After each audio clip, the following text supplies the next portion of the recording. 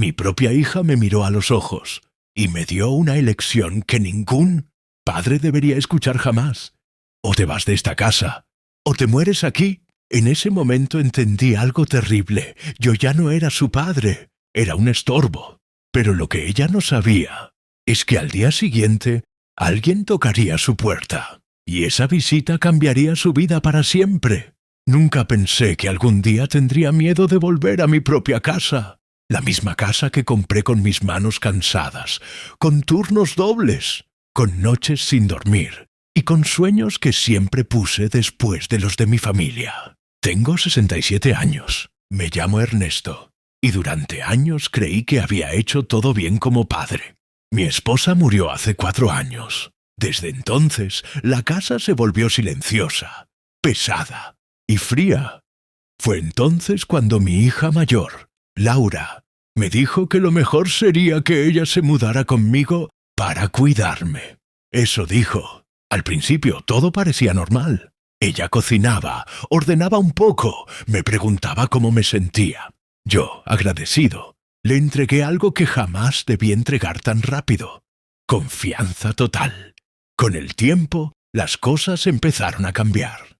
Papá, no deberías meterte en la cocina. Papá, ese sillón estorba. Papá, ya no puedes decidir estas cosas. Yo callaba. Pensaba, es joven, se preocupa.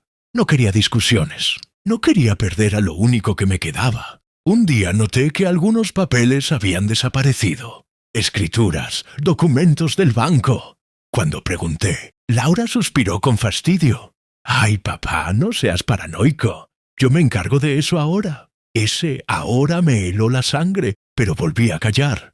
La verdadera caída comenzó cuando enfermé. Nada grave, pero suficiente para pasar una noche en el hospital. Cuando regresé, mi habitación ya no era mi habitación. Mis cosas estaban en cajas, la cama movida, mis fotos guardadas.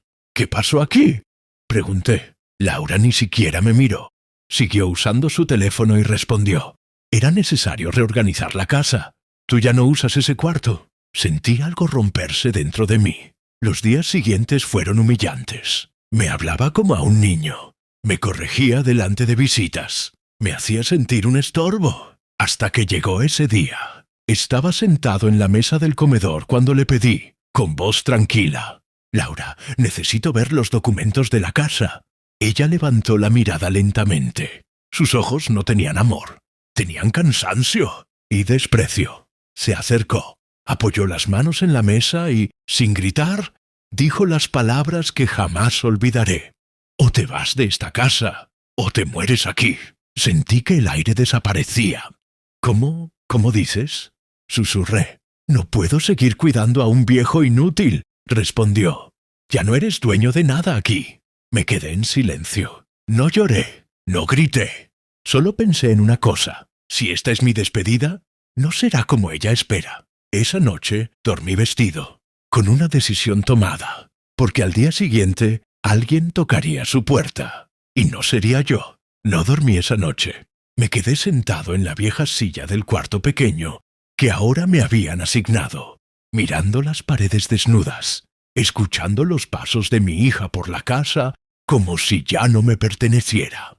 A las 3 de la madrugada, tomé una decisión que había postergado durante meses. Saqué del bolsillo interior de mi chaqueta un sobre marrón. Dentro estaban copias, no originales. Copias que había hecho en silencio cuando empecé a notar que algo no estaba bien. Escrituras, movimientos bancarios, un poder firmado, con fecha alterada. Laura pensó que yo era viejo, que estaba cansado, que no entendía nada. Pero olvidó algo. Yo había trabajado 35 años en una empresa de administración. Los papeles siempre hablaron más claro que las personas. Al amanecer, esperé a que ella saliera. Dijo que iba a resolver unos asuntos. Ni siquiera preguntó si necesitaba algo de comer. Cuando la puerta se cerró, respiré profundo y marqué un número que no usaba desde hacía años. Buenos días, ¿hablo con el licenciado Ramírez? Sí, él habla. Soy Ernesto Salgado. Necesito verlo hoy. Es urgente. Hubo un silencio al otro lado. Luego, una voz más seria. Don Ernesto, Pensé que ya no vivía. Todavía no, respondí. Pero alguien está intentándolo. 2 horas después, estaba sentado frente a él. Un hombre canoso, de traje impecable, que revisaba los documentos con el ceño fruncido. Su hija movió bienes sin autorización legal. Dijo finalmente: «Esto es grave». «¿Qué tan grave?», pregunté. Cerró la carpeta lentamente. Lo suficiente como para que un juez quiera hacerle una visita. Sentí un nudo en el pecho. No de miedo, de alivio. Volví a casa antes del mediodía. Laura aún no regresaba. Preparé un café y me senté en el sillón que, según ella, estorbaba. A las 4 de la tarde escuché el ruido de llaves. Entró hablando por teléfono, riendo. «Sí, ya casi todo es mío», dijo sin verme. Entonces sonó el timbre. Laura se molestó. «¿Esperas a alguien?», preguntó con tono seco. «Sí», respondí con calma. «A alguien importante». Abrió la puerta. Un hombre con traje oscuro mostró una credencial. Detrás de él, un funcionario judicial. «¿Laura Salgado?», preguntó. «Sí, ¿qué pasa?». «Traemos una notificación urgente del juzgado civil». La sonrisa desapareció de su rostro. «Debe haber un error», dijo. «Mi padre ya no se encarga de esas cosas». El funcionario la miró y luego me miró a mí. «Precisamente por eso estamos aquí». Laura giró lentamente hacia mí. Por primera vez en años, no me vio como un estorbo. Me vio como algo peor, como un hombre que ya no iba a callar. Y esto recién estaba empezando. Laura se quedó paralizada en la puerta. El funcionario judicial hablaba, pero ella apenas escuchaba. Sus ojos estaban clavados en mí, como si intentara reconocer a un extraño que había ocupado el cuerpo de su padre. «Señora Salgado», repitió el hombre, «está citada por presunta apropiación indebida y falsificación de documentos. Debe presentarse mañana a primera hora». «Esto es absurdo», gritó Laura. «Mi padre está confundido. Es un anciano».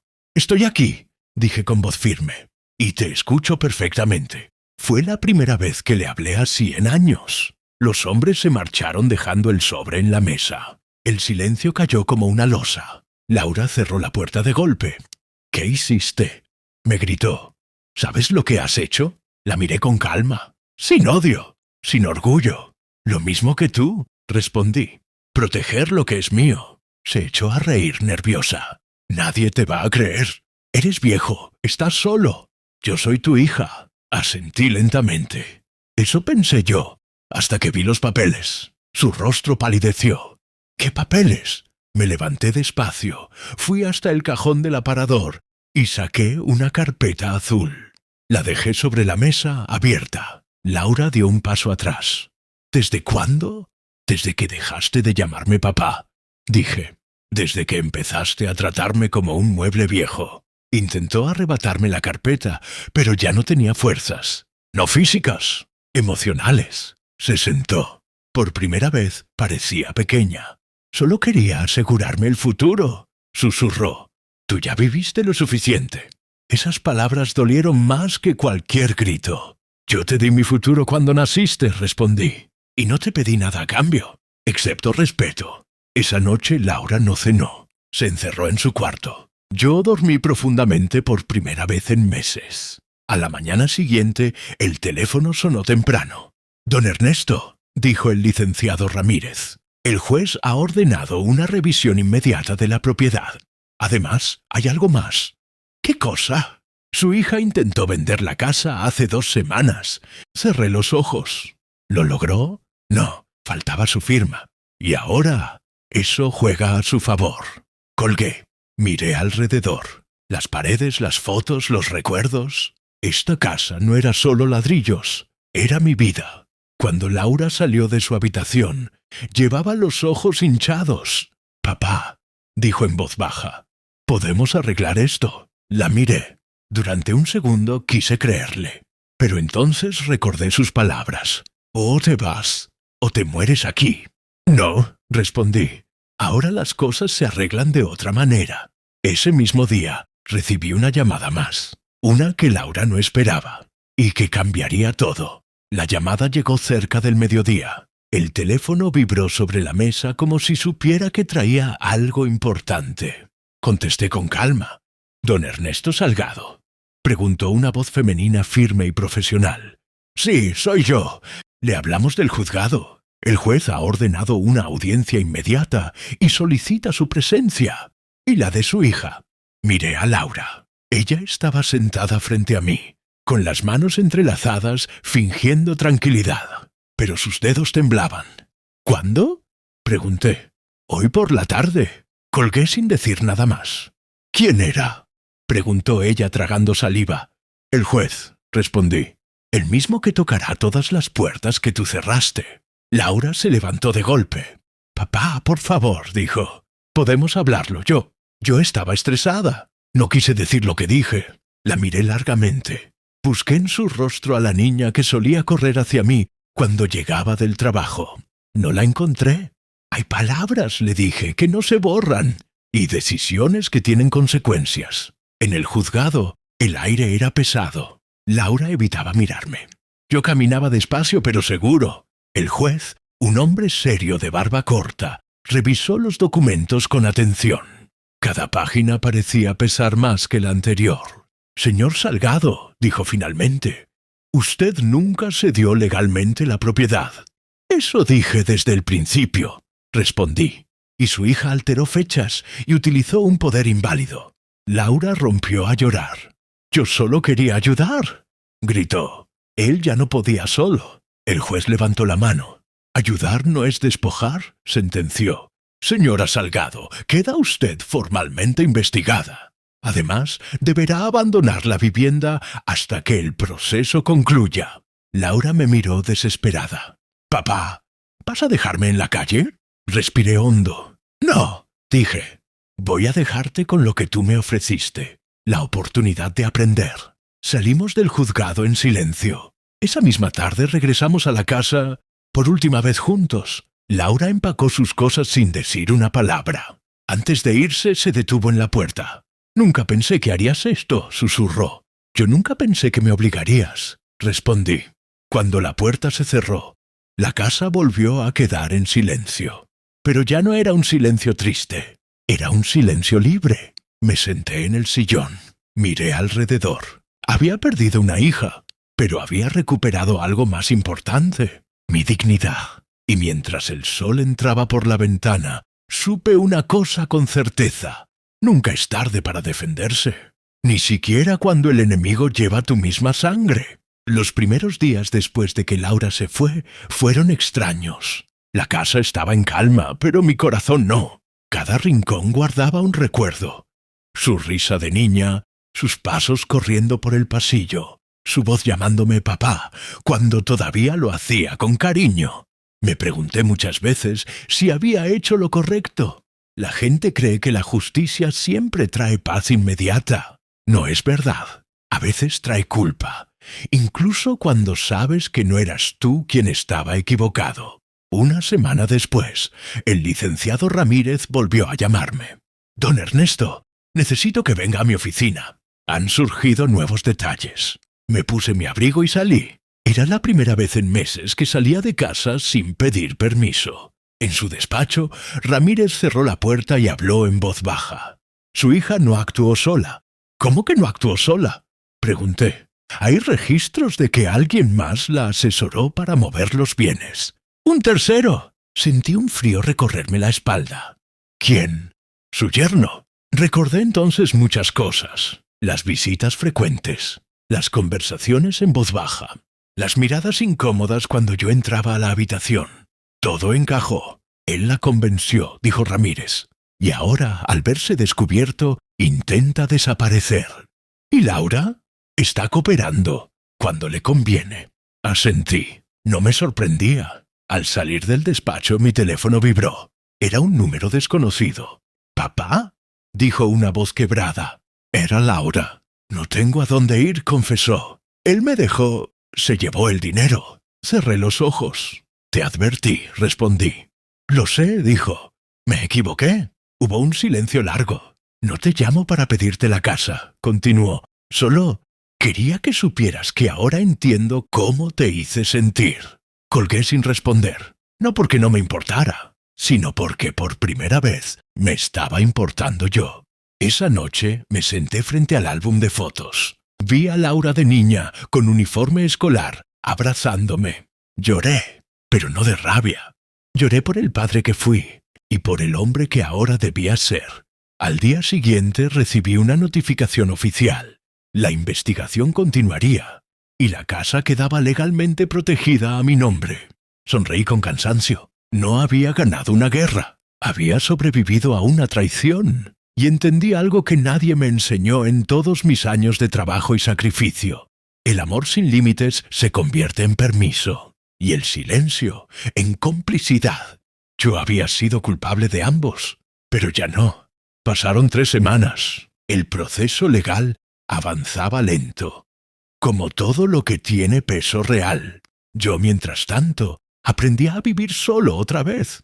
Pero distinto. No encendía la televisión todo el día. Caminaba por el barrio. Hablaba con vecinos que antes evitaba por vergüenza, como si la traición que había vivido fuera culpa mía. Una tarde alguien tocó la puerta. No fue un golpe fuerte, fue un toque tímido, casi respetuoso. Al abrirla vi. Laura estaba ahí, más delgada, con ojeras profundas y una bolsa pequeña en la mano.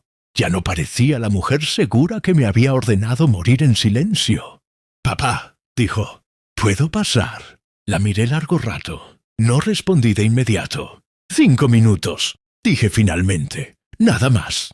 Entró despacio, como si la casa pudiera expulsarla. El juez me citó otra vez, comenzó. «Todo va a salir a la luz». «Eso suele pasar», respondí. Se sentó frente a mí. «No vengo a pedirte nada material», dijo. «Perdí todo eso». «Entonces dime qué vienes a buscar». Le tembló la voz. «Perdón».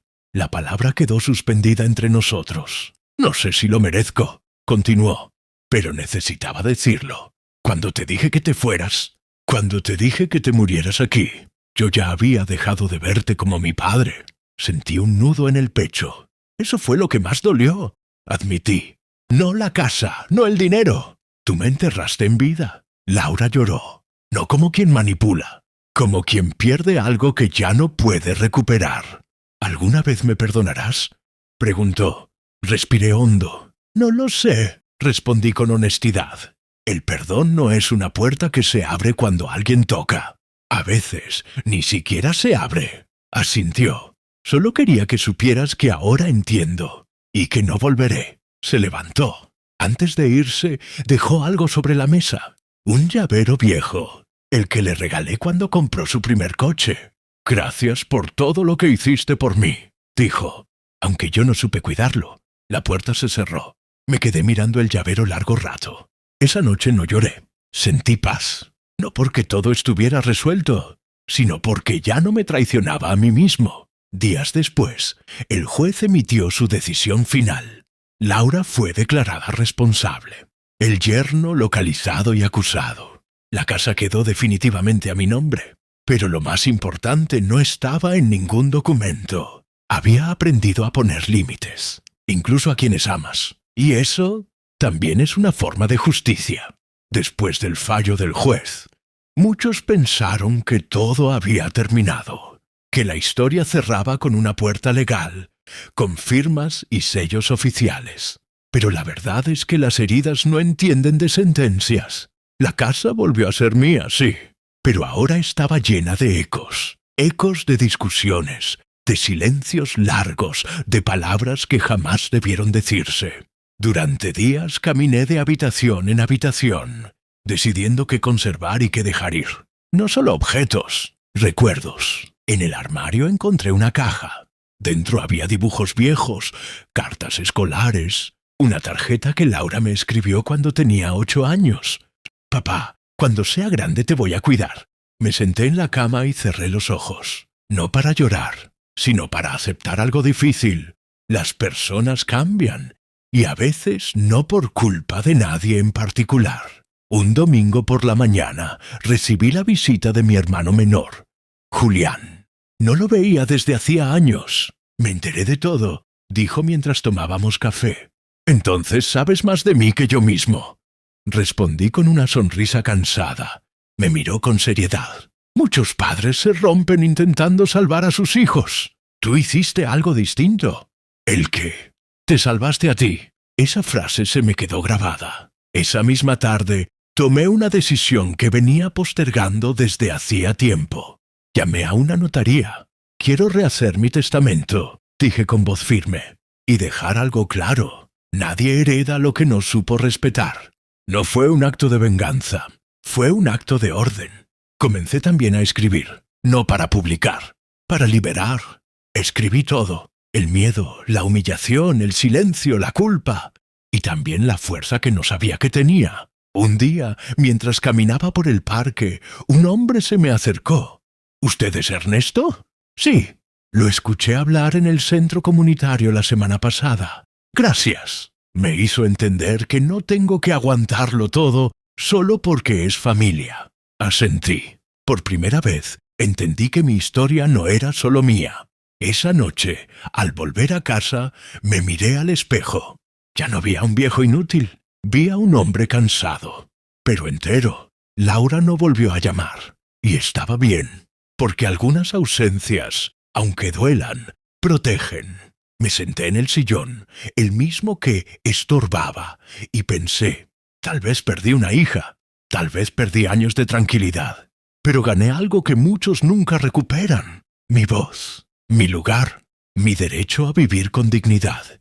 Y mientras apagaba la luz, supe que esta historia no hablaba de venganza, hablaba de despertar. Los días pasaban lentamente. La casa, antes llena de gritos y tensión, ahora respiraba un aire de calma que yo no recordaba desde hacía años. Cada rincón parecía contar su propia historia, y yo aprendí a escucharla. En la cocina, mientras preparaba mi café matutino, recordé las discusiones con Laura. Su voz aún resonaba en mi mente. O te vas o te mueres aquí.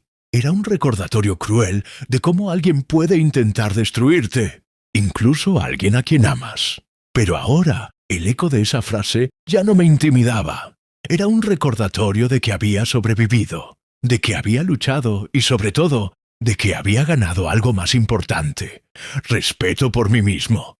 Un día, decidí salir a caminar por el barrio. Saludar a vecinos, intercambiar historias. Para mí cada saludo era una forma de reconectar con la vida que había dejado de lado mientras luchaba por mantener mi dignidad. Dentro de la casa, en la plaza, un grupo de ancianos jugaba dominó. Me invitaron a unirme. Al principio dudé, pero luego acepté. Me senté, moví las fichas y por primera vez en meses me reí de verdad. Ese simple gesto me hizo entender algo fundamental. La vida no termina con la traición ni con la pérdida. Siempre hay espacio para reconstruir, para encontrar alegría, incluso en pequeñas cosas. Al volver a casa, vi que alguien había dejado un sobre en la puerta. No era Laura, no era nadie conocido. Dentro había una carta simple. Señor Ernesto, gracias por enseñarnos que nunca es tarde para defender lo que es justo. Usted nos inspira. Vecina del barrio, sonreí. Nunca esperé recibir reconocimiento, pero esa pequeña nota me dio una sensación de paz que ni los juicios ni los documentos podían ofrecer. Esa noche me senté en mi sillón favorito, mirando la ventana. El sol se ocultaba lentamente, tiñendo la casa de tonos cálidos. Pensé en Laura. No la odiaba. No sentía rencor, solo comprensión. Comprendía que ella también era víctima de sus propios errores y miedos. Y entonces comprendí algo más profundo. El verdadero poder no estaba en ganar la casa ni en los documentos legales. Estaba en recuperar mi tranquilidad, mi autoestima y mi dignidad. Apagué la luz, cerré los ojos y respiré hondo. Por primera vez en mucho tiempo me sentí completo, porque había aprendido que la justicia externa puede corregir errores materiales, pero la verdadera justicia comienza dentro de uno mismo. Y mientras la casa dormía en silencio, yo también lo hacía.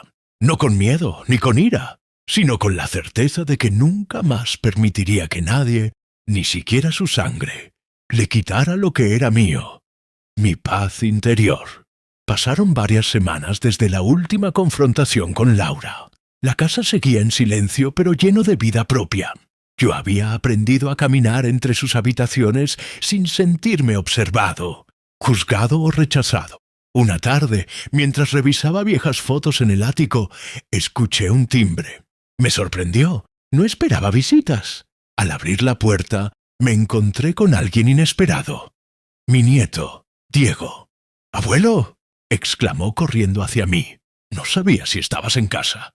Lo abracé sin decir nada. No había rencor en sus ojos, solo preocupación y cariño.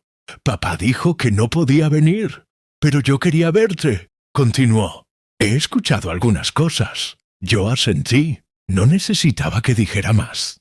El silencio también habla. Lo invité a pasar. Sentados en la sala, me contó que había visto a su madre llorando una noche y que le preocupaba que yo estuviera solo o triste.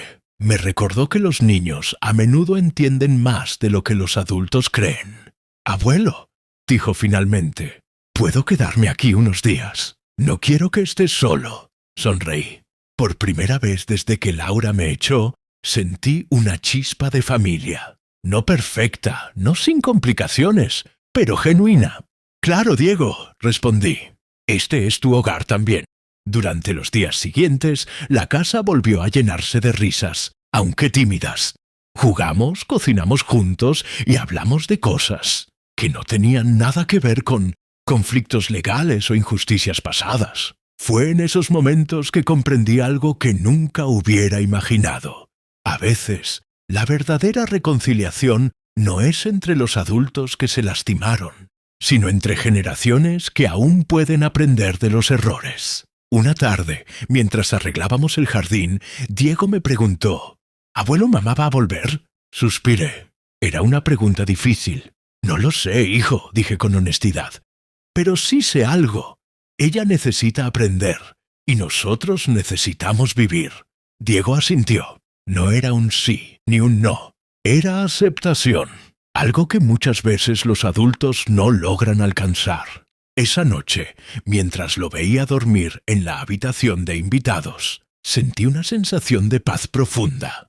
No era solo la victoria sobre la injusticia o la protección de mi hogar. Era la certeza de que el amor verdadero, aunque dañado, puede tomar nuevas formas. Y así, mientras la luna iluminaba la casa, comprendí que la historia no terminaba con la salida de Laura, ni con la sentencia del juez. Terminaba con la posibilidad de reconstruir, aprender y vivir en dignidad, incluso después de la traición más cercana. Porque a veces los lazos de sangre se debilitan, pero los lazos de respeto y amor propio permanecen. El amanecer llegó con un silencio diferente. No era el silencio frío de antes, lleno de miedo y resentimiento. Era un silencio cálido, lleno de posibilidades. Laura no había regresado. No sabía si lo haría, y sinceramente ya no importaba, porque yo había aprendido algo invaluable. La dignidad y la paz no dependen de otros. Ese día me senté en el sillón principal con Diego a mi lado.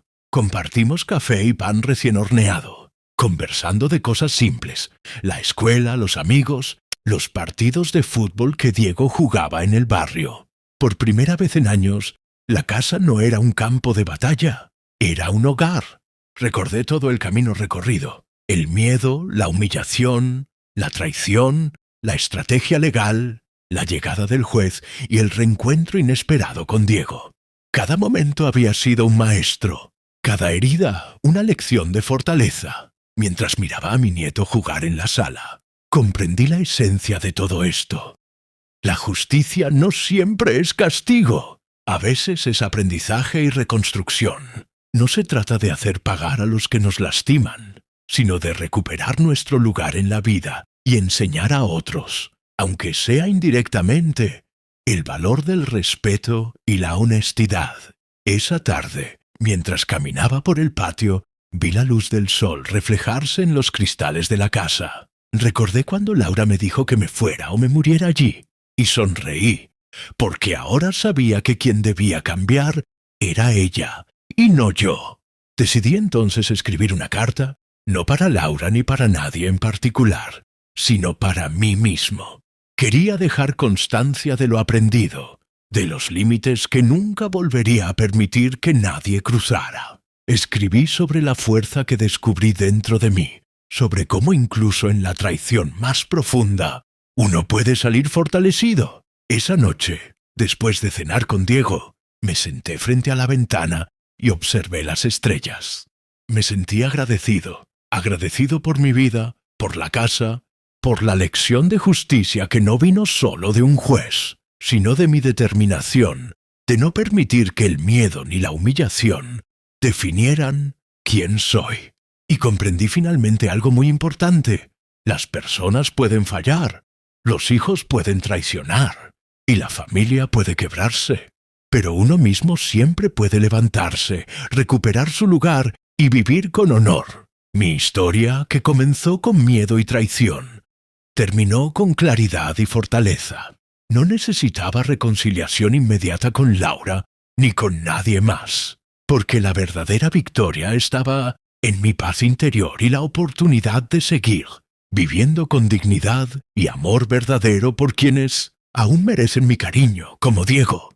Mientras apagaba la luz y escuchaba el silencio de la casa, supe que había cerrado un capítulo, pero también abierto uno nuevo, uno donde la justicia, el respeto y la fuerza interior serían siempre mis guías, sin importar los errores o traiciones que la vida presentara.